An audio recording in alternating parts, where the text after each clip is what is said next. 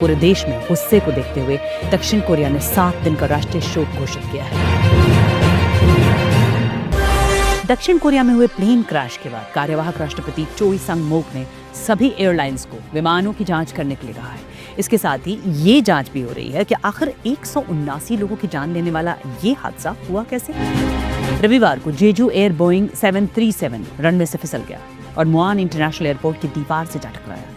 इस हादसे में विमान क्रू के सिर्फ 2 लोगों की ही जान बच पाई। विमान में मलबे से मिले डेटा और कॉकपिट वॉइस रिकॉर्डर से हादसे की वजह का पता लगाने की कोशिश हो रही है। अधिकारियों के मुताबिक विमान के पायलट ने बताया है कि हादसे से ठीक पहले विमान से पंछी टकराया था। इस बीच मारे गए लोगों की शिनाख्त हो चल रही है। जांचकर्ताओं का सामना इस दिल दहला देने वाले मंजर से हुआ। उन्हें ये पता लगाना है कि थाईलैंड से छुट्टियां मनाकर घर लौट रहे लोगों से भरे इस प्लेन के साथ हुआ क्या था।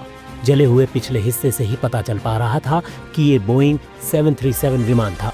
बाकी हिस्सा आग के गोले में तब्दील हो गया था और मलबा आसपास के इलाके में फैल गया था।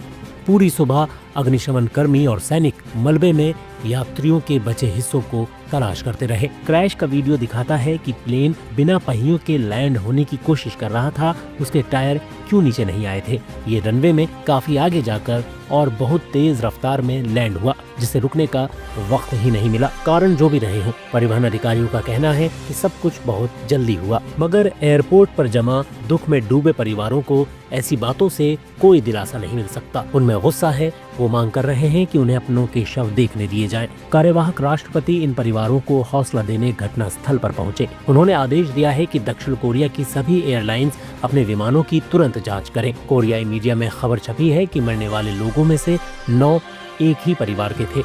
कहा तो परिवार के साथ छुट्टियां मनाने के बाद ये लोग खुशी खुशी घर लौट रहे थे, मगर वो दक्षिण कोरिया के अब तक के सबसे भीषण हवाई हादसे के शिकार हो गए। और इस हादसे के बाद दक्षिण कोरिया ने 7 दिन का राष्ट्रीय शोक घोषित किया है। पूरे देश में गुस्से को देखते हुए देश के राष्ट्रपति ने कहा है कि हवाई यात्राओं से जुड़े नियमों और सुरक्षा के पैमानों को सख्त करने के आदेश दिए गए हैं ताकि दोबारा ऐसा हादसा न हो।